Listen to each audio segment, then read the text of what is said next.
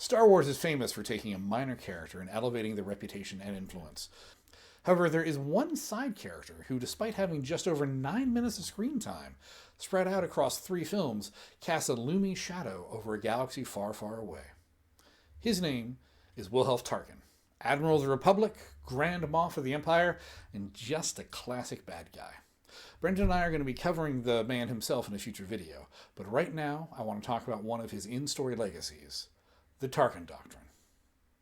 Now, the Tarkin Doctrine dictated the Empire's approach to both warfare and governing. In terms of military philosophy, there are doctrines, strategies, and tactics. A doctrine is basically how we fight. A strategy is how do we intend to achieve an overarching goal that supports that doctrine, whereas tactics cover specific actions used to achieve that goal in a manner consistent with the strategy being used. So, at its core, the Tarkin Doctrine is the belief that it's better to rule through the threat of overwhelming force than having to use that force itself. Basically, the fear that your opponent imagines is almost worse than what you can actually do to them.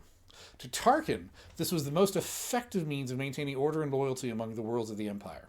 So to take the examples we had earlier, basically the Tarkin Doctrine is the doctrine in question. It's the concept of ruling through fear. The strategy would be to create the Death Star so you can travel anywhere in the galaxy and bring overwhelming force as retribution to somebody who objected to the Empire. The tactic in this case would be to fly into the Yavin system on the far side of Yavin from the moon you're trying to destroy and then slowly move around there with sublight engines. Now, I'm kidding. It would be a hell of a lot better if you flew into the Yavin system on the same side of the planet as the moon that you're trying to destroy. That'd be a lot faster. But anyway, it is the Tarkin Doctrine that led directly to the creation of things like Superstar Destroyers and the Death Star. Projects which, on the surface of it, seem like an absolutely ludicrous waste of resources. But that was his approach. Crush all possibility of hope, replace it with the uncertain fear of overwhelming force as a reprisal for their actions.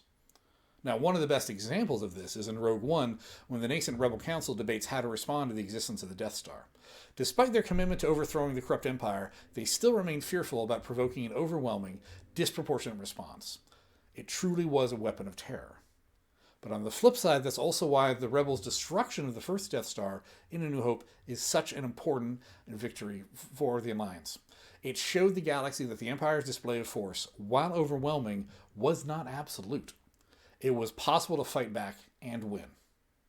Now, Tarkin had other legacies in both lore and legends, and in future videos we're going to touch on some of them, including the Tarkin Initiative and the now non-canon story To Take the Tarkin, which is basically a heist story about another of the Empire's superweapons.